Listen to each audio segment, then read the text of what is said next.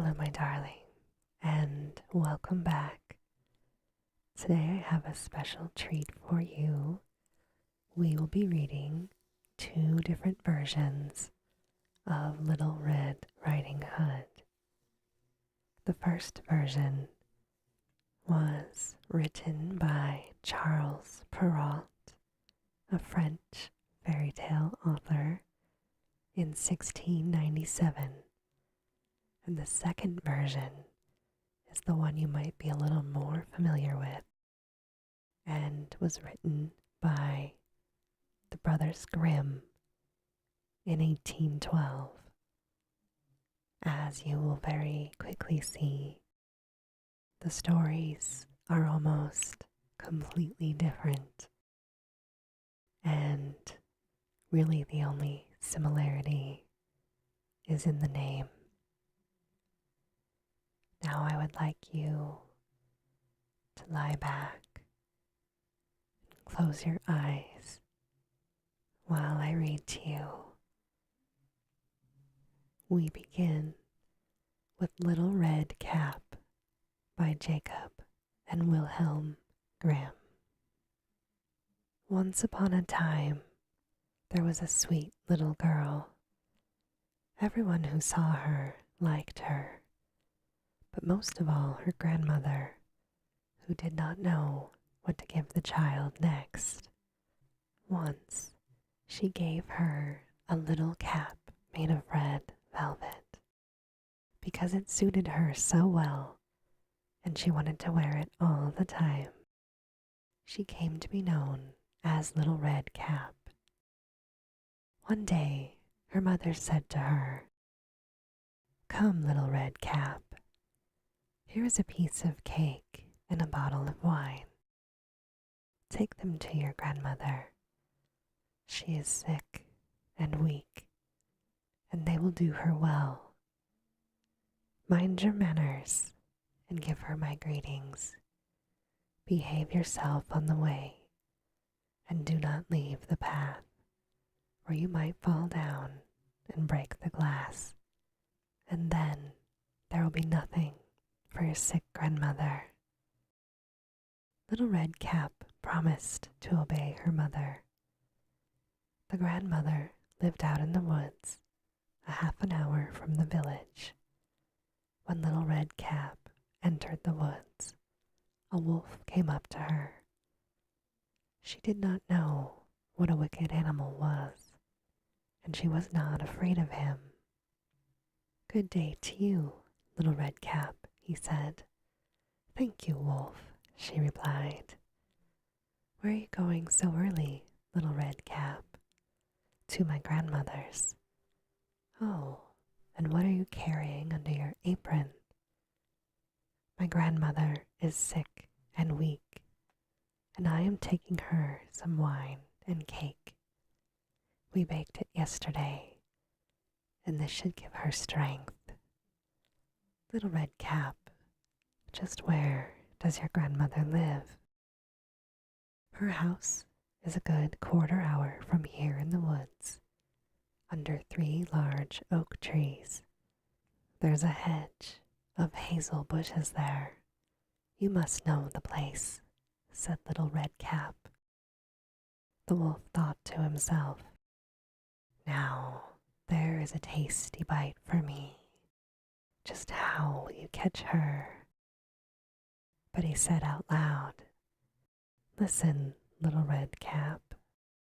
Haven't you seen the beautiful flowers that are blossoming in the woods? Why don't you go and take a look? And I don't believe you can hear how beautifully the birds are singing. You are walking along as though you were on your way to school in the village, but it is very beautiful here in the woods." Little Red Cap opened her eyes and saw the sunlight breaking through the trees, and how the ground was covered with beautiful flowers. She thought, "If I take a bouquet to grandmother, she will be very pleased. Anyway, it is still early, and I'll be home on time."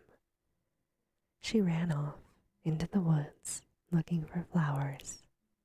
Each time she picked one, she thought that she could see an even more beautiful one a little ways off, and she ran after it, going further and further into the woods. But the wolf ran straight to the grandmother's house and knocked on the door. "Who's there?" "Little Red Cap. I'm bringing you some cake and wine. Open the door for me." "Just press the latch," called out the grandmother. "I'm too weak to get up." The wolf pressed the latch and the door opened. He stepped inside, went straight to the grandmother's bed, and ate her up. Then he took her clothes, put them on, and put a cap on his head. He got into her bed and pulled the curtains shut. Little Red Cap had run after flowers and did not continue on her way to grandmother's until she had gathered all that she could carry. When she arrived, she found, to her surprise, that the door was open. She walked into the parlor, and everything looked so strange. She thought, "Why am I so afraid? I usually like it at grandmother's." Then she went to the bed and pulled back the curtains. Grandmother was lying there with her cap pulled down over her face, and she looked very strange. "Oh, grandmother, what big ears you have. All the better to hear you with. Oh, grandmother, what big eyes you have. All the better to see you with.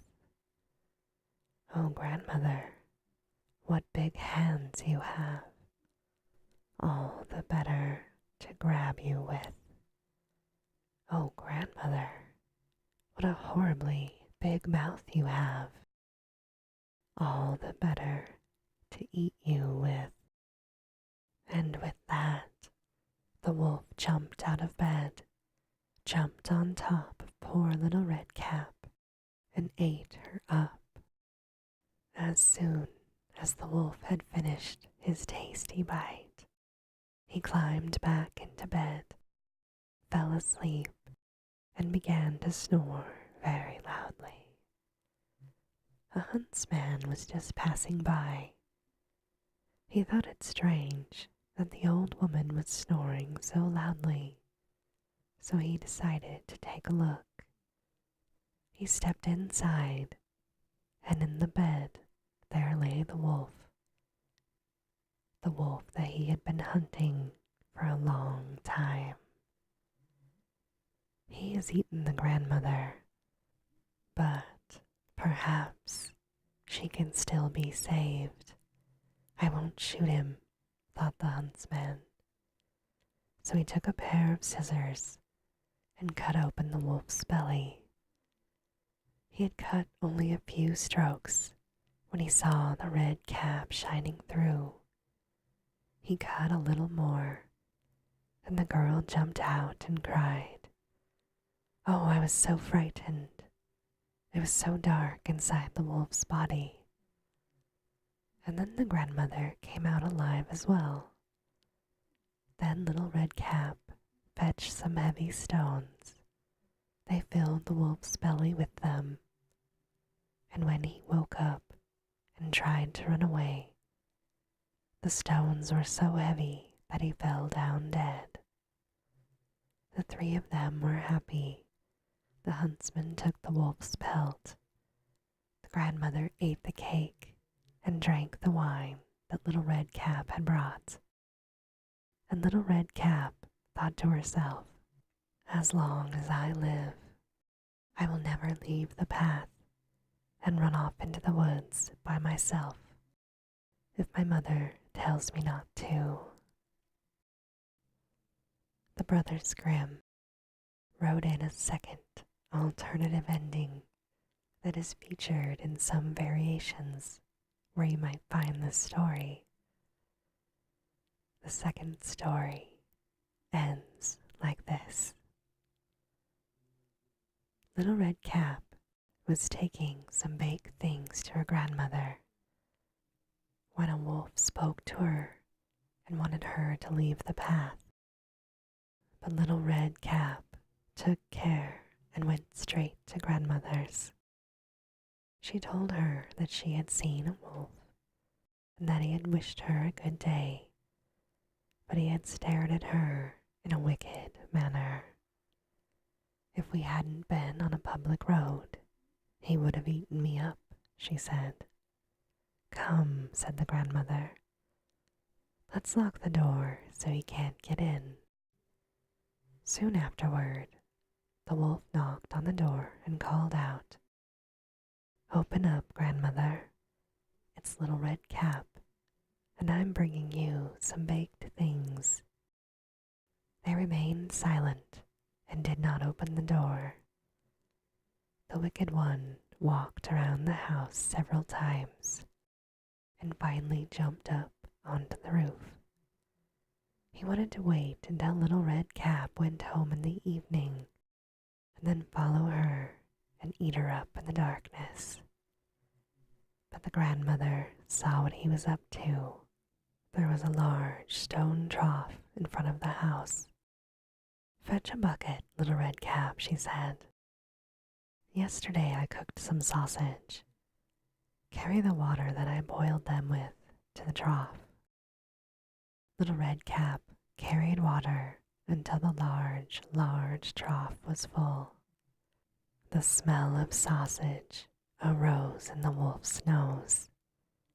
He sniffed and looked down, stretching his neck so long that he could no longer hold himself and began to slide off the roof. He slid all of the way off, fell into the trough, and drowned. And Little Red Cap returned home safely and happily. And this, my darling, is the end of Little Red Cap by the Brothers Grimm. And now for the earliest version of Little Red Riding Hood by Charles Perrault. Once upon a time, there lived in a certain village a little country girl, the prettiest creature who was ever seen. Her mother was excessively fond of her, and her grandmother doted on her all the more. This good woman had a little red hood made for her daughter. It suited the girl so extremely well that everybody called her Little Red Riding Hood. One day, her mother, having made some cake, said to her, Go, my dear, and see how your grandmother is doing, for I hear she has been very ill. Take her a cake and this little pot of butter. Little Red Riding Hood set out immediately to go to her grandmother, who lived in another village. As she was going through the wood, she met a wolf. The wolf had a very great mind to eat her up, but he dared not, because of some woodcutters working nearby in the forest. Instead, he asked her where she was going. The poor child, who did not know that it was dangerous to stay and talk to a wolf, said to him, I am going to see my grandmother and carry her a cake and a little pot of butter from my mother. Does she live far away? Asked the wolf. Oh, I say, answered Little Red Riding Hood. It is beyond the mill that you see there, at the first house in the village. "Well," said the wolf, "I'll go and see her too. I'll go this way, and you go that way, and we shall see who gets there first." The wolf ran as fast as he could, taking the shortest path, and the little girl took a roundabout way, entertaining herself by gathering nuts, running after butterflies, and gathering bouquets of little flowers. It was not long before the wolf arrived at the old woman's house. He knocked at the door. Tap, tap, tap. "Who's there?" "Your grandchild, Little Red Riding Hood," replied the wolf, counterfeiting the voice, "who has brought you a cake and a little pot of butter sent to you by mother." The good grandmother, who was in bed because she was somewhat ill, cried out, "Pull the bobbin, and the latch will go up." The wolf pulled the bobbin, and the door opened, and then he immediately fell upon the good woman and ate her up in a moment. It had been more than 3 days since he had eaten. He then shut the door and got into the grandmother's bed, expecting Little Red Riding Hood, who came some time afterwards and knocked at the door. Tap, tap, tap. "Who's there?" Little Red Riding Hood, hearing the big voice of the wolf, was at first afraid, but believing her grandmother had a cold and was hoarse, answered, "It is your grandchild, Little Red Riding Hood, who has brought you a cake and a little pot of butter mother sends to you." The wolf cried out to her, softening his voice as much as he could, "Pull the bobbin, and the latch will go up." Little Red Riding Hood pulled the bobbin, and the door opened. The wolf, seeing her come in, said to her, hiding himself under the bedclothes, "Put the cake and a little pot of butter upon the stool, and come into bed with me." Little Red Riding Hood took off her clothes and got into bed.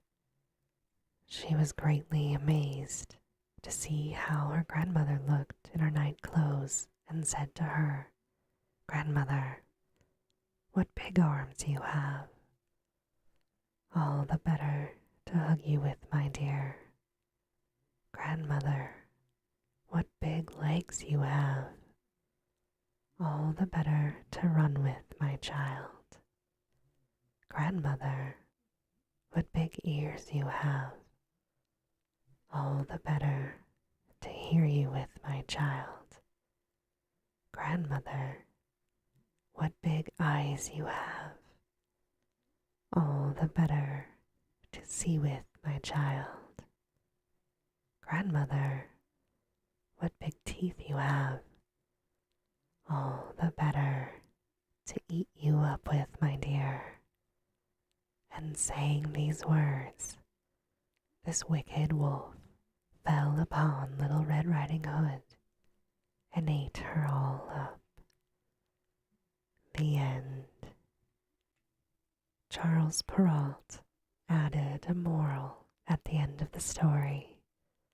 The moral reads as follows: children, especially attractive, well-bred young ladies, should never talk to strangers, for if they do, they may well provide dinner for a wolf. I say wolf here, but there are various kinds of wolves.